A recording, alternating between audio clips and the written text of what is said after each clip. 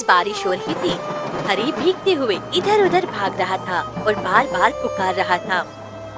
कोई है क्या? अरे कोई है? कोई तो मदद करो। किसी ने मेरी पत्नी को देखा है क्या? कल रात से वो गायब है। अरे किसी ने देखा है क्या? कोई तो मेरी मदद करो, कोई तो करो।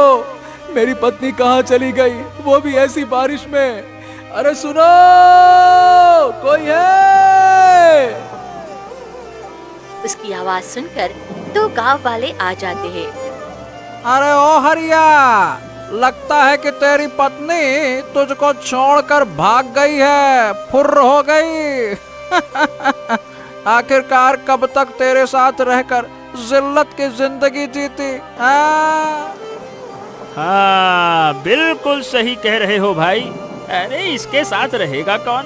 एक नंबर का फटीचर है, गरीब लोहार, ढंग से 2 वक्त की रोटी कमा नहीं पाता तो पत्नी क्या पालेगा? हैं? पक्का इसकी पत्नी किसी पैसे वाले के साथ में फुर्र हो गई है, भाग गई। नहीं नहीं नहीं नहीं नहीं, तुम लोग गलत कह रहे हो। ऐसा कभी हो ही नहीं सकता। मेरी पत्नी मुझे छोड़ के कभी नहीं जा सकती। वो बस यही कहीं खो गई है, मुझे अभी मिल नहीं रही है, मिल जाएगी। बड़ा आया, मिल जाएगी। तेरी पत्नी तुझे कभी नहीं मिलने वाली। वैसे भी तेरे जैसे खड़ूस और गरीब के साथ कौन रहना चाहेगा?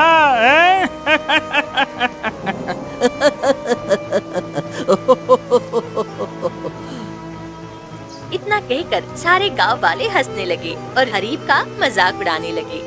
हरीब दुखी होकर घर लौट आता है और घर पहुंचते ही वो फूट फूट कर रोने लगता है। हे भगवान, गांव वाले कैसी कैसी बातें करते हैं। लेकिन नहीं नहीं नहीं नहीं नहीं, मुझे मेरी पत्नी पर पूरा भरोसा है। मेरी पत्नी सोना, वो मुझे छोड़कर ऐसे नहीं जा सकती। मुझे उसे ढूंढना होगा, चाहे कुछ भी हो जाए, मैं उसे ढूंढ कर रहूंगा। हाँ। फिर रघु घर से निकल पड़ा और अपनी पत्नी को ढूंढते ढूंढते घने जंगलों में चला जाता है। तभी जंगल में उसे एक आदमी दिखाई देता है जो पिंजरे में बंद पक्षी बेच रहा था। पक्षी ले लो, पक्षी ले लो, मस्त मस्त सुनहरे सुनहरे सुंदर पक्षी ले लो। अरे ये क्या? इसने मासूम पक्षियों को पिंजरे में बंद करके रखा है। नहीं नहीं नहीं नहीं नहीं, मुझे इन्हें आजाद करना चाहिए। किसी भी जीव को यूं पिंजरे में कैद करना ठीक नहीं है। हरी अपने पॉकेट में हाथ डालता है और कुछ सिक्के निकालता है। रुक जाओ, देखूं क्या है मेरे पास। हाँ, यही तो मेरी जमा पूंजी है। एक काम करता हूँ, इसी से मैं इन सभी बेजुबानों की मदद करता हूँ, इनको आजाद करवाता हूँ। हाँ। हरी पैसे लेकर उस आदमी के पास जाता है। अरे ओ भाई, सुनो सुनो सुनो, ये सारे पक्षी मुझे कितने में दोगे? देखो, पूरे पक्षियों का 10 चांदी के सिक्के लगेंगे। हाँ तो ठीक है, मैं इन्हें अभी खरीदना चाहता हूँ। मेरे पास 10 चांदी के सिक्के हैं। एक काम करो, तुम ये लो और इन सभी पक्षियों को मुझे दे दो। लाओ। फिर आदमी वो पैसे लेकर सारे पक्षियों को हरी को दे देता है और वहाँ से चला जाता है। हरी पिंजरे को खोलते हुए कहता है, तुम सभी बोल नहीं पाते, लेकिन मुझे पता है, अगर बोल पाते तो इंसाफ जरूर मांगते। अब मैं तुम्हें आजाद करूंगा, तुम्हें एक अच्छी जिंदगी मिलेगी। हाँ, जाओ मजे करो। इतना कहकर हरी सभी पक्षियों को पिंजरे से आजाद कर देता है। सभी पक्षी उड़ जाते हैं, लेकिन एक सुनहरे रंग का पक्षी वहीं रुक जाता है। अरे भाई, तू क्यों रुका है? तू भी चला जा, तुझे भी तो आजाद कर दिया। जा भाई। मैं नहीं जा सकता, तुमने मेरी जिंदगी बचाई है। मेरा जीवन तुम्हारा कर्जदार है। अरे बाप रे बाप! ए भैया, तुम बोल कैसे सकते हो? तुम तो एक साधारण पक्षी हो। मैं कोई साधारण पक्षी नहीं हूँ। मैं तुम्हारी किस्मत बदल दूंगा, इसीलिए मैं अपना कर्ज चुकाए बिना नहीं जाऊंगा। ओ, तो ठीक है, चलो आज से हम दोनों साथ में रहेंगे, ठीक है? चलो। हरी सुनहरे पक्षी को लेकर अपने घर आ जाता है। हाँ, तुमको पता है मित्र, अभी मेरी पत्नी सोना होती ना तो जल्दी से मुझे एक गिलास पानी लाकर देती। काश मेरे पास भी पैसा होता और मैं भी धन कमा पाता तो मैं अपनी पत्नी को खुश रख पाता और वो मुझे छोड़कर नहीं जाती। ये बताओ, तुम अपनी पत्नी सोना की तलाश में हो ना? हाँ, लेकिन तुम्हें कैसे पता कि मैं अपनी पत्नी सोना की तलाश में हूँ? तुम ये सब कैसे जानते हो? मैं एक गहरा रहस्य हूँ। मैं उसके रहस्य का रक्षक हूँ। बिना मेरे तुम कुछ भी नहीं जान सकते। मैं तुम्हें उस तक पहुँचा सकता हूँ। आहा, तुम ही मेरे सच्चे मित्र हो। वादा करो कि हमेशा मेरे साथ रहोगे और मेरी पत्नी को ढूंढने में मेरी मदद करोगे। वादा? तभी हरी का पड़ोसी महेश उस पक्षी के साथ उसे देख लेता है। अरे गांव वालों, सुनो सुनो सुनो भाई, सब लोग इधर आओ। देखो ये हरी, इसकी पत्नी तो किसी और पैसे वाले के साथ भाग गई। अब ये एक पक्षी के साथ रह रहा है। क्यों हरी, अब इस पक्षी को सिंदूर भी लगा दे।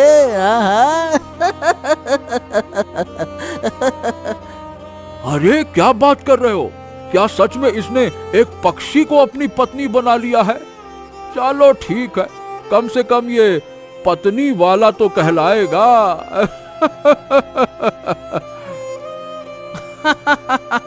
हाँ, और अच्छा है, कम से कम हमारे गांव में तो एक ऐसा व्यक्ति भी है जिससे हमें मनोरंजन मिलता रहेगा। क्यों? पति और पत्नी, इंसान और पक्षी। तुम एक काम करना, पक्षी के पीठिया में बैठ जाना, पक्षी तुमको आसमान की सैर करा देगी।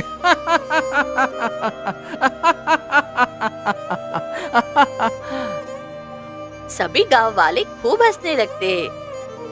हो, ये लोग कभी नहीं सुधरने वाले। अब तो मैं इन्हें समझाता भी नहीं हूँ। इनको जवाब दिया तो अपनी मंजिल तक नहीं पहुंच पाएंगे। सब्र रखना होगा। सोना का सच जानने के लिए हमें कहीं जाना होगा।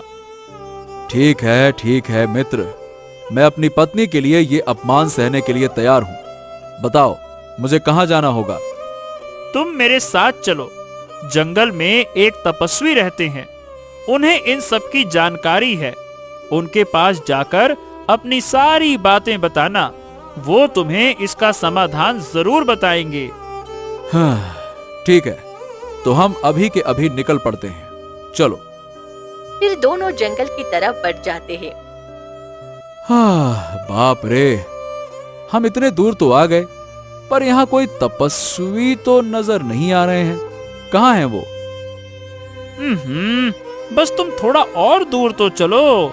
आएंगे, जरूर नजर आएंगे। चलो, आ जाओ। वे आगे बढ़ते हैं। तभी थोड़ी ही देर में एक कुटिया में तपस्वी साधना में बैठे हुए उसे दिखाई देते हैं। महाराज प्रणाम स्वीकार करें। मुझे क्षमा करें और कृपया मेरी मदद करें। आओ हरे, बताओ मैं कैसे मदद कर सकता हूँ? महाराज, मेरी पत्नी पता नहीं कहाँ चली गई। वो अचानक से गायब हो गई है। मैं उसे ढूंढते ढूंढते परेशान हो गया हूँ। वो कहाँ है, कैसी है, मुझे मिल नहीं रही है। आखिरकार हुआ क्या है मेरी पत्नी के साथ? तुम्हारी पत्नी कोई साधारण स्त्री नहीं थी। वो जहां से आई थी वहां वापस चली गई। क्या? ये आप क्या कह रहे हैं? भला जहां से आई वहां वापस चली गई, इसका क्या मतलब है? साधु महाराज, सही बताओ, मुझे कुछ समझ में नहीं आ रहा कि आप कहना क्या चाहते हैं। कृपया करके साफ साफ बताइए ना, आखिर मेरी पत्नी के साथ हुआ क्या है? तो सुनो हरि, ये बात कई वर्ष पहले की है, जब तुम्हारी पत्नी माया नगरी की राजकुमारी थी, जो हमारे पृथ्वी लोक से बहुत दूर एक राज्य है। गुरुजी, हमारी राजकुमारी अब 18 वर्ष की हो गई है। हमें उसे इस राज्य का उत्तराधिकारी घोषित कर देना चाहिए और हमारे नियमों के अनुसार अब वही महारानी होंगी। हाँ महाराज, हाँ, आप बिल्कुल सही कह रहे हैं। राजकुमारी इस योग्य भी है। अब हम जल्द से जल्द उसे इस राज्य की महारानी घोषित कर सकते हैं। तभी राजकुमारी वहाँ आती है। पिताजी, मुझे आपके जैसे न्यायप्रिय शासक बनना है और सभी पर राज करना है। मेरी पुत्री क्यों नहीं, आखिर तू हमारी पुत्री ही तो है। तू भी तो मेरी तरह बनेगी और इस राज्य पर हमेशा राज करेगी। पिताजी, हम राज्य अभिषेक की तैयारी करते हैं क्योंकि हम जल्दी महारानी बनेंगे, तो बहुत सारी तैयारी करनी भी होगी। हाँ हाँ, क्यों नहीं राजकुमारी, जाओ और अच्छे से तैयारी कर लो। कुछ ही दिनों में तुम इस राज्य की महारानी बन जाओगी। फिर राजकुमारी महल की ओर चली जाती है।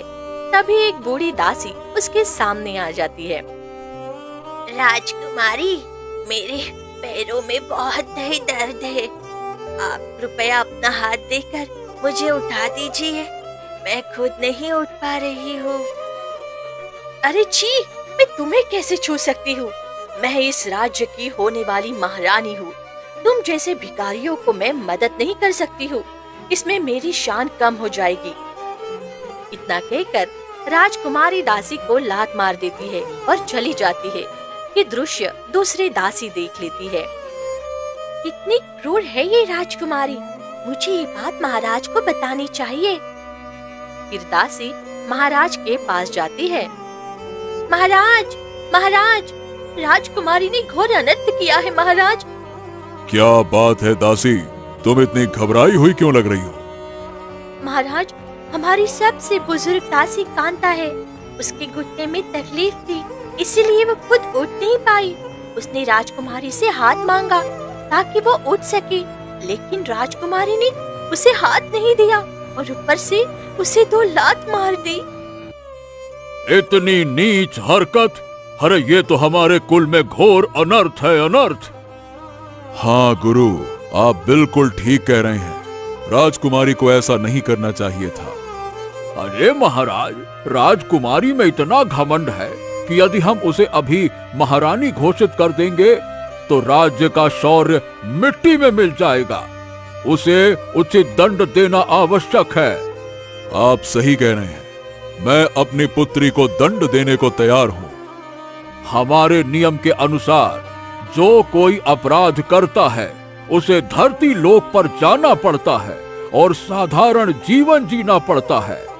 राजकुमारी को भी धरती लोक पर जाना होगा और एक गरीब की पुत्री बनकर साल भर किसी गरीब की सेवा करनी होगी, तब जाकर उसका पाप धुलेगा। हाँ, ये ठीक है। तभी राजकुमारी अपने लिए एक ताज बनाकर आती है। पिताजी, ये देखिए, मैंने अपने लिए एक खास हीरे से ताज बनाया है। जब मेरा राज्याभिषेक होगा ना, तब मैं ये पहनकर बैठूंगी। तभी ज्योतिष्य ताज को छीन लेते हैं। राजकुमारी, तुम इस ताज के योग्य नहीं हो। ताज के योग्य बनने के लिए तुम्हें धरती लोक पर रहकर साधारण जीवन जीना होगा, तब तुम्हारा घमंड टूटेगा और तुम योग्य बनोगी। ये आप लोग क्या कह रहे हैं? मैं इस राज्य की राजकुमारी हूँ। आपकी हिम्मत कैसे हुई मुझसे ऐसा कहने की? गुरुजी बिल्कुल ठीक कह रहे हैं। तुम्हारे अंदर घमंड है, ये घमंड टूटना जरूरी है। दया और सभी को सम्मान देना सीखना चाहिए। तुमने कांता दासी के साथ अपराध किया है, अपराध। तभी ज्योतिषी अपने कमंडल से जल लेकर राजकुमारी पर छिड़क देते हैं और राजकुमारी गायब हो जाती है और धरती लोक पर रघु की पत्नी बनकर जीवन जीने लगती है। और 1 साल बीत जाता है। तभी एक दिन आधी रात को राजकुमारी उठकर जंगल की ओर निकलती है। तभी वहाँ 2 विचित्र सैनिक आते हैं। राजकुमारी, अब आपका 1 साल पूरा हो गया है। धरती लोक पर अब आप और नहीं रह सकती। नहीं, मैं अब नहीं जाऊंगी। मैं अपने पति से बहुत प्यार करने लगी हूँ और अब उन्हीं के साथ रहूंगी। नहीं नहीं नहीं नहीं, ऐसा नहीं हो सकता। आपको हमारे लोग जाना होगा। राजा का आदेश है। कुछ भी हो जाए, मैं नहीं जाऊंगी। मैं अब धरती लोक पर अपने पति के साथ रहना चाहती हूँ। वो मुझसे बहुत प्यार करते हैं। मैं उन्हें यूं अकेले नहीं छोड़ सकती। तभी राजा स्वयं प्रकट होते हैं। तुम ये क्या कह रही हो? जब तुम ऊपर थी तब तुम घमंड में थी, अब नीचे आ गई हो तो हमारा अपमान कर रही हो। नहीं पिताजी, कुछ भी हो जाए, मैं नहीं जाऊंगी। तुम्हें सजा मिलना बहुत जरूरी है, इसलिए तुम जाओ और पत्थर की मूर्ति बन जाओ। जाओ। इतना कहते ही राजकुमारी पत्थर की मूर्ति बन जाती है। हाँ, और तुम्हारी पत्नी तुम्हारी वजह से पत्थर की मूर्ति बनी और अब वो एक समुद्र के किनारे पड़ी हुई है। क्या? नहीं नहीं नहीं नहीं नहीं, साधु महाराज, मैं अपनी पत्नी को जिंदा करना चाहता हूँ। आप तो मुझे ये बताइए कि मुझे करना क्या होगा। मैं अपनी पत्नी के बिना नहीं रह सकता। सोना भी मुझसे प्यार करती है और मेरे ही चलते उसने अपनी राजगद्दी त्याग दी। तो मेरा ये फर्ज है कि मैं उसे पत्थर की मूर्ति से आजाद करूं। मैं अपनी पत्नी को कुछ भी करके आजाद करूंगा। बताइए साधु महाराज, करना क्या होगा? तो बात यह है कि मैं इसके आगे तुम्हारी कोई मदद नहीं कर सकता। अब इसके आगे का रास्ता तुम्हें खुद ढूंढना होगा। फिर साधु वहाँ से विलीन हो जाते हैं। अरे ये क्या किया साधु महाराज आपने? अब मैं क्या करूं? अब भला मैं कैसे अपनी पत्नी को ढूंढूं और उसे पत्थर की मूर्ति से कैसे आजाद कराऊं? मुझे तो कुछ समझ ही नहीं आ रहा है। एक तो मैं जंगल के बीच में आके फंस गया हूं, अब क्या करूं पता नहीं। मित्र, तुम्हें समुद्र के किनारे जाना होगा। तुम्हारी पत्नी तुम्हारा इंतजार कर रही है। तू ही मेरा साथी है। ठीक है, हम समुद्र के किनारे जाएंगे। चलो चलते हैं। फिर वे दोनों वहाँ से निकल पड़ते हैं। थोड़ी ही दूर जाने के बाद उन्हें एक बूढ़ी औरत मिलती है जो बहुत रो रही होती है। बेटा, मेरी मदद करो। मैं बहुत दिनों से इस जंगल में भटक रही हूँ। मुझे कोई रास्ता ही नहीं दिख रहा है। अम्मा, आप चलिए ना, चलिए चलिए चलिए। मुझे भी इस जंगल का रास्ता पता नहीं है, लेकिन मैं भी कोशिश करूंगा कि आपको बाहर ले जाऊं। आई आई, अरे चलिए मेरे साथ, चलिए चलिए चलिए। हरी बूढ़ी औरत को अपने साथ ले जाता है और थोड़ी दूर चलने के बाद बूढ़ी औरत को रास्ता मिल जाता है। तुम्हारा बहुत बहुत धन्यवाद बेटा, तुमने मुझे रास्ता दिखा दिया। मैं बस यहीं तक रहूंगी, अब मैं चली जाऊंगी। आप यहाँ कहाँ जाएंगी अम्मा? ये जंगल बहुत खतरनाक है।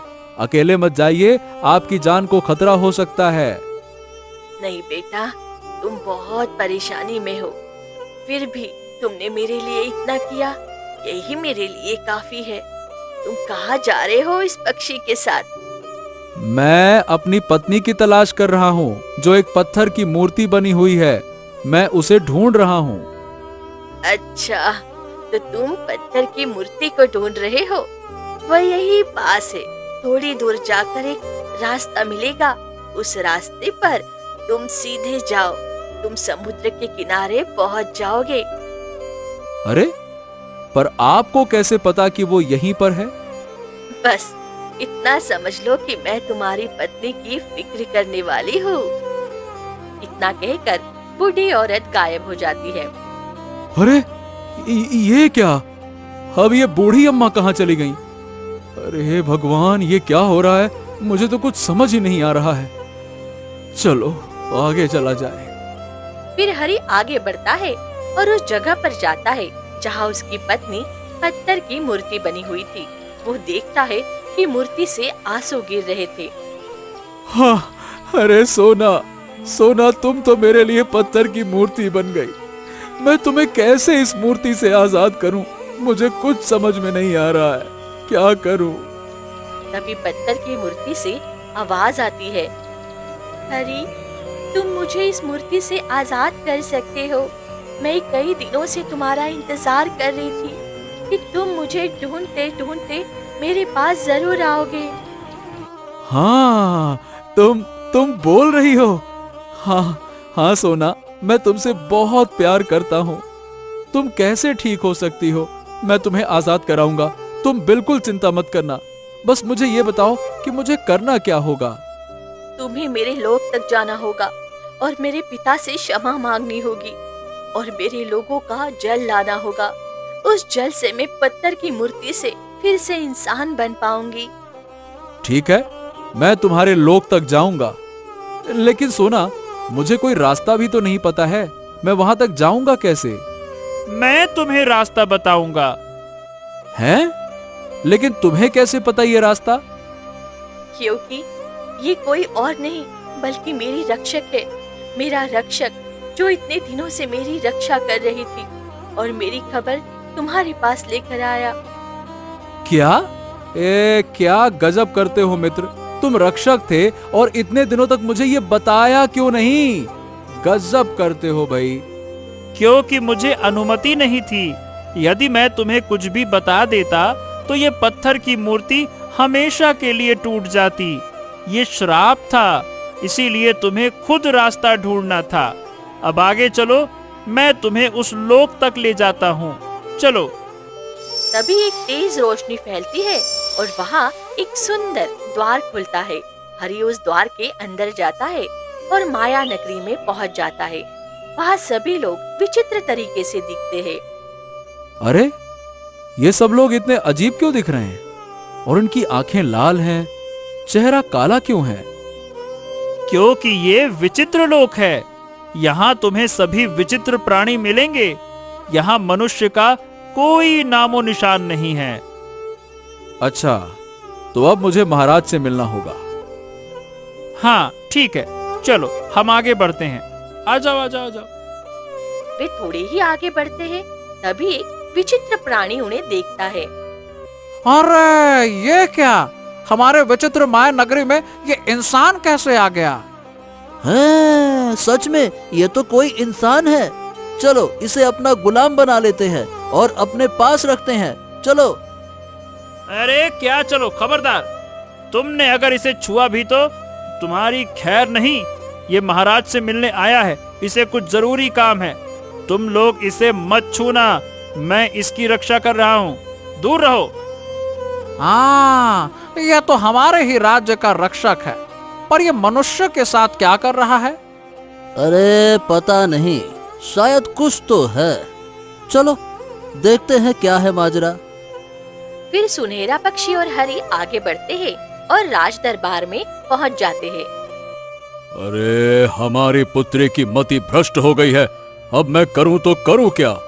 कैसे उसे अपने दरबार में वापस अपने लोगों के साथ लेकर आऊं? महाराज, राजकुमारी अब पूरी तरह से इंसानी रूप में घुल मिल गई हैं। इसी वजह से वो हमारे लोगों के पास नहीं आना चाहती, पर उसे हमारे लोगों के पास आना ही होगा महाराज। इतना कहते ही हरि राज दरबार में प्रवेश करता है। तुम कौन हो और इंसान हमारे माया नगरी में क्या कर रहा है? प्रणाम महाराज, मुझे आपसे मिलना था। आपने मेरी पत्नी को पत्थर के रूप में बदल दिया, उसे इंसान के रूप में बना दीजिए। मैं अपनी पत्नी से बहुत प्रेम करता हूँ। वो मेरी राजकुमारी है और उसे इस माया नगरी की महारानी बनाना है, ना कि तुम जैसे गरीबों की पत्नी। इसलिए चुपचाप चले जाओ यहाँ से।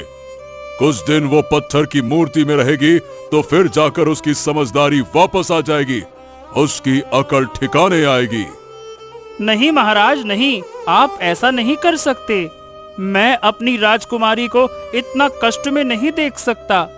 आप उसे जाने दीजिए, वो अपने पति के साथ बहुत खुश रहेगी। तुम धरती लोग कब चले गए और क्यों इंसानों के साथ हो, जबकि तुम हमारे राज्य का हिस्सा हो? महाराज, मैं अपनी दोस्त राजकुमारी की तलाश में धरती लोक पर गया था, लेकिन तभी एक शिकारी ने मुझे पकड़ लिया और इस हरि ने निस्वार्थ अपने थोड़े से जमा पूंजी देकर मेरी रक्षा की। तब से मैं इसको यानी कि हरि को राजकुमारी से मिलाने की पूरी कोशिश कर रहा हूँ। क्या क्या ये सच में हमारी राजकुमारी से सच्चा प्रेम करता है? हाँ, हाँ, मैं राजकुमारी के लिए कुछ भी करने को तैयार हूँ। चलो तो ये तलवार उठाओ और अपना सर धड़ से अलग कर दो। हाँ, ठीक है महाराज, अगर इससे मेरी पत्नी सोना फिर से इंसान बन सकती है तो मैं ये करने के लिए तैयार हूँ। हरि तलवार उठाकर अपना सर धड़ से अलग करने लगता है। रुको, बस बहुत हो गया। तुम ऐसा नहीं कर सकते। तुम्हें सच में मेरी पुत्री से बहुत प्रेम है, इसीलिए हम अपनी पुत्री को धरती लोक पर रहने देंगे। लेकिन ध्यान रखना, जिस दिन तुमने उससे नफरत की या कुछ गलत किया, उसी दिन वो हमारे लोगों के पास वापस चली आएगी। हाँ महाराज, मैं इसे मानता हूँ। इतना कहते ही ज्योतिष्य तलवार उठाने लगते हैं। रुको, ये नहीं हो सकता। वो हमारे कुल की है, हमारे वंश की है। वो धरती लोक पर नहीं रह सकती। तभी सुनहरा पक्षी बीच में आ जाता है और उसका एक पंख कट जाता है। नहीं नहीं नहीं नहीं नहीं नहीं, ये क्या कर दिया आपने? ये क्या हो गया? मित्र, मित्र, तुम मुझे छोड़कर नहीं जा सकते। उठो, उठो मित्र। अरे ये क्या किया आपने? मेरे मित्र को क्यों मार दिया? इसका क्या दोष था? मित्र उठो, उठो मेरे मित्र, उठो। ये आपने ठीक नहीं किया, एक निर्दोष की हत्या कर दी। मैं मानता हूँ कि आप ज्ञानी हैं, पर ये अपराध है, अपराध। सैनिकों, इन्हें ले जाओ और काल कोठरी में बंद कर दो। सैनिक ज्योतिष को लेकर जाकर काल कोठरी में बंद कर देता है। हरि रोते हुए सुनहरे पक्षी के साथ धरती लोक पर लौट आता है। तभी वो देखता है कि सोना इंसानी रूप में वहाँ खड़ी थी। सोना, तुम इंसान बन गई। मैं बहुत खुश हूँ, लेकिन मेरा मित्र इस दुनिया में नहीं रहा। ये क्या हुआ मेरे मित्र को? तुम्हारे ज्योतिषी ने मुझे मारना चाहा, पर तुम्हारे रक्षक और मेरे मित्र ने बीच में आकर मेरी जान बचाई और खुद अपनी जान गंवा बैठा। ये मेरा बचपन का साथी था, ये मुझे नहीं छोड़ सकता था। हमेशा कहता था कि ये मेरी रक्षा करेगा। लेकिन आज इसने मेरी खुशी के लिए अपनी जान दे दी। मैं इसकी कुर्बानी कभी नहीं भूल सकती। मैं भी इससे बहुत प्यार करता हूँ, इसे कभी नहीं भूलूंगा। इसने हम दोनों को मिलाने के लिए अपनी जान की बलि दी। हम इसकी कुर्बानी को कभी बेकार नहीं जाने देंगे। अब हम दोनों हमेशा खुश रहेंगे। उस दिन से सोना और हरि अपने यादों और मित्र की कुर्बानी के साथ जीवन जीने लगते हैं।